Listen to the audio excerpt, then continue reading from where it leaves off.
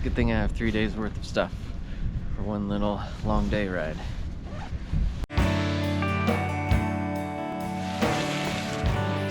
Hi, I'm Seth.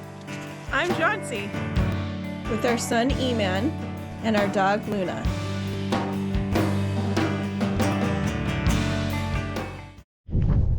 Good morning. Seth is getting ready to do the Idaho Centennial Trail desert section from the Idaho-Nevada border to, I'm gonna meet him at the Bruneau Overlook. This is a trail that I've wanted to do for years. In fact, I've attempted this desert section a couple different times on bike. The first time we were with Eman, he was young.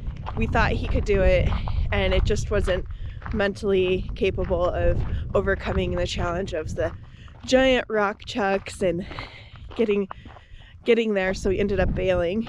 And the second time it was just Seth and I, and we had to bail because of the amount of mud that was on the trail, which made it just completely impassable.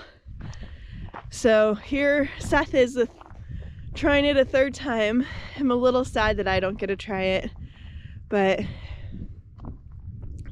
Seth's doing his third attempt, hopefully his last attempt, and then I think that I'm gonna come out and backpack it. We only have a weekend, which is why Seth's biking it, and I'm not backpacking because it's about 87 miles, and I don't think I can do 87 miles in a weekend. Quite.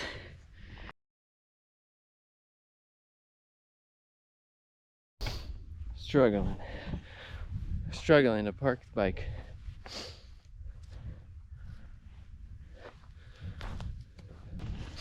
This is the southern terminus of the Idaho Centennial Trail.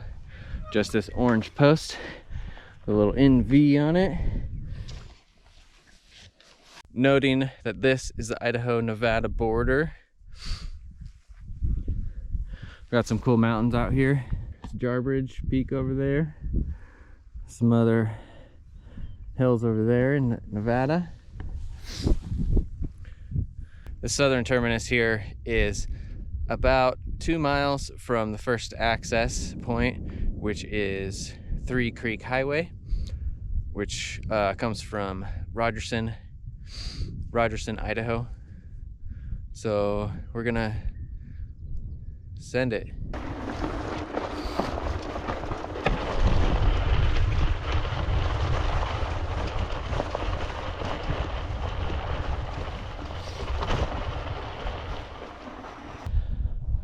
Most of the desert section of the ICT is like this, pretty smooth sailing, old dirt road, Jeep trek kind of deal. Up this hill, it gets very rocky.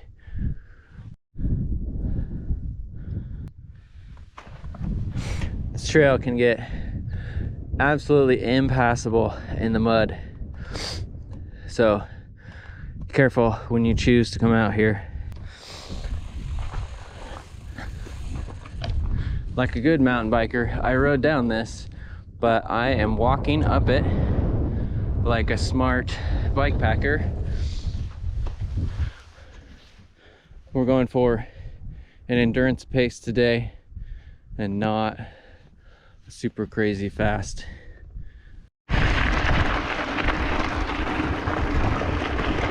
I actually have a little tailwind right now, and we're going downhill just a little bit. Please don't run into me, Mr. Cow. Sorry, I didn't mean to scare you. There's a rancher out here somewhere. I haven't seen him. I saw his truck. It's a bunch of Angus beef. Oh, these cows are following me. Why are you following me? Don't follow me. Following me, cows.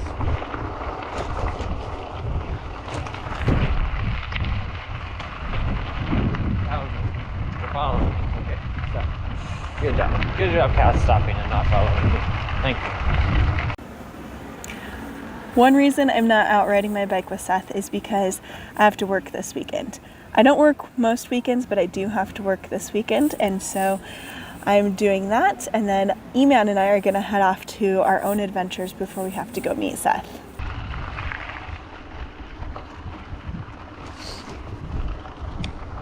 Southern section of the ICT is 92 miles from the Nevada border to the little town of Hammett.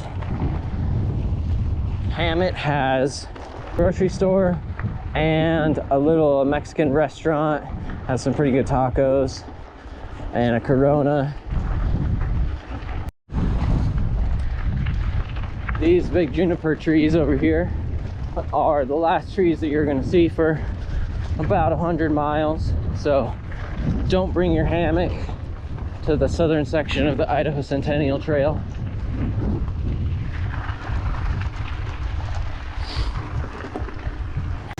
It's a great day for a hike. We are exploring some waterfalls in the Twin Falls area while we're waiting to go get Seth.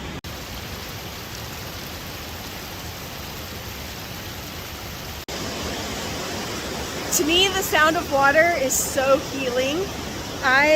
When I'm stressed, I love to go sit by the river or just find water. It is just a moment to breathe, relax, and really ground yourself with nature, and I love it.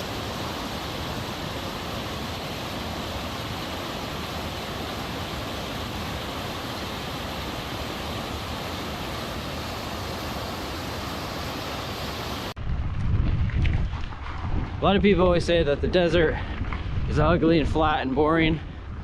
I don't really think that's right. I think they're totally wrong.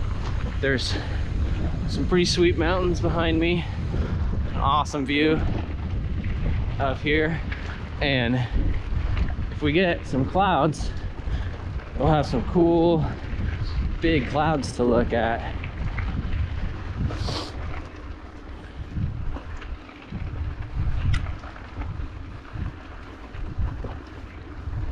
Also right over there is the Jarbridge River. It's a big canyon. The Jarbridge River meets up with the Bruneau River up here in about 30-ish miles. You can't really access it from the trail.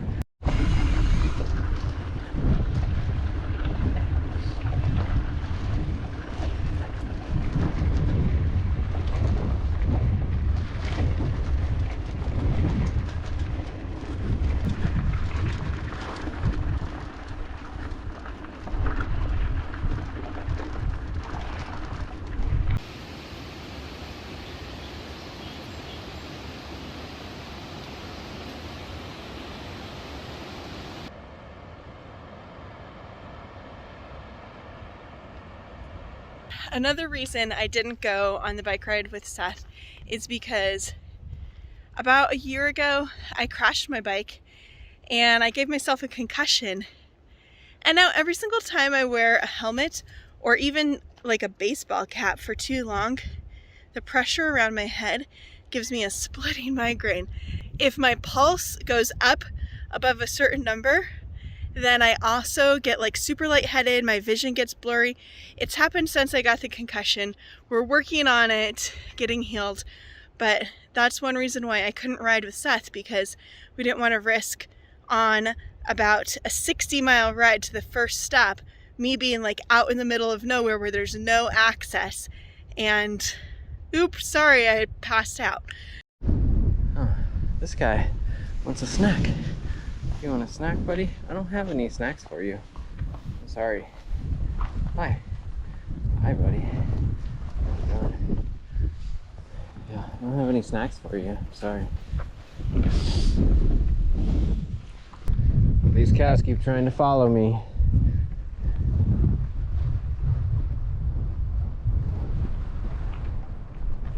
I don't think they're gonna get through this gate.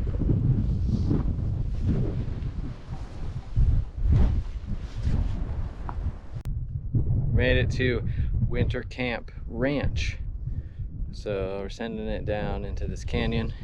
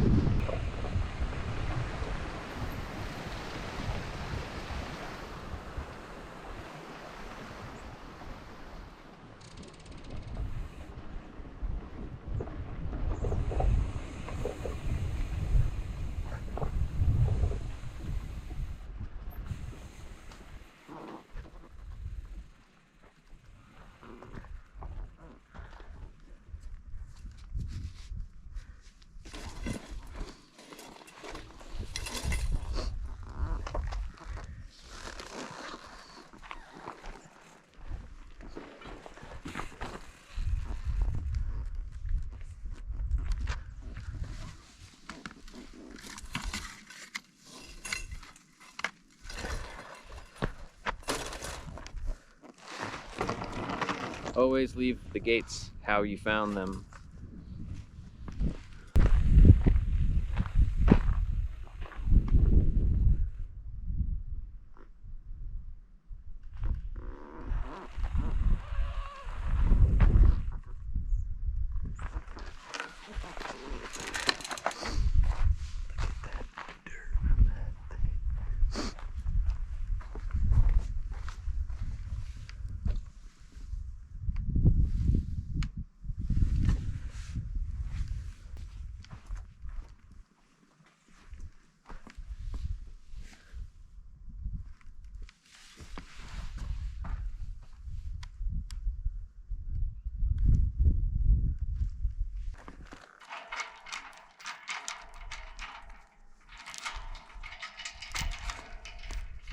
Come on.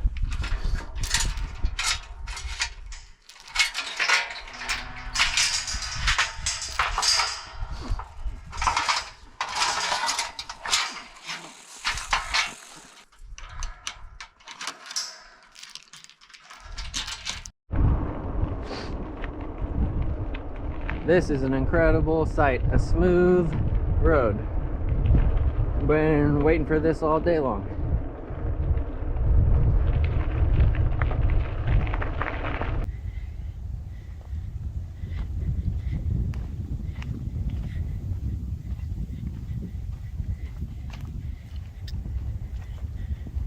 We're hiking towards the Snake River to what my map says is a kayaking portage.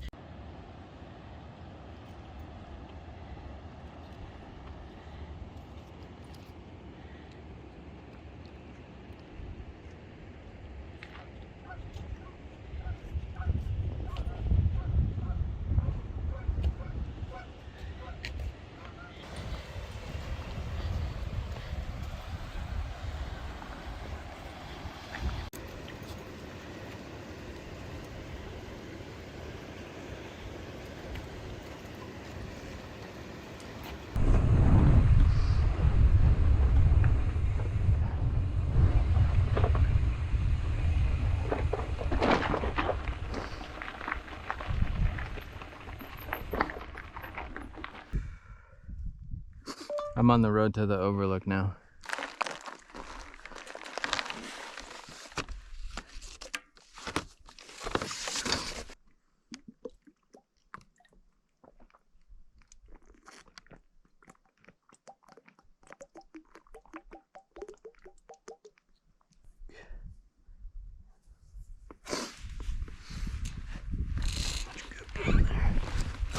Whoa. Whoa there. Try not to break anything, okay?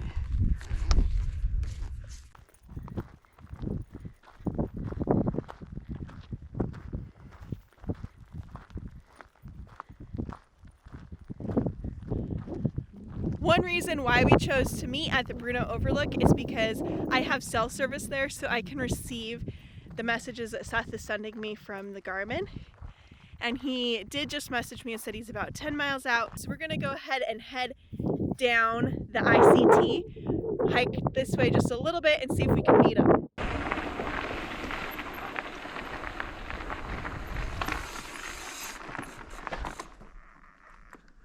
Found the key. Is it locked?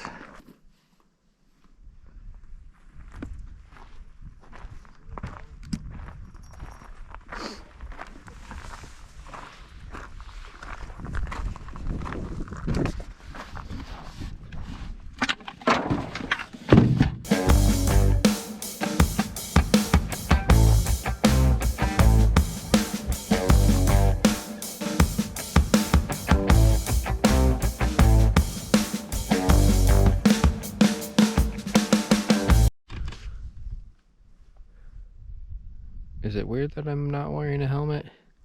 I mounted the GoPro to the helmet to my bike light mount, which works, which is pretty rad.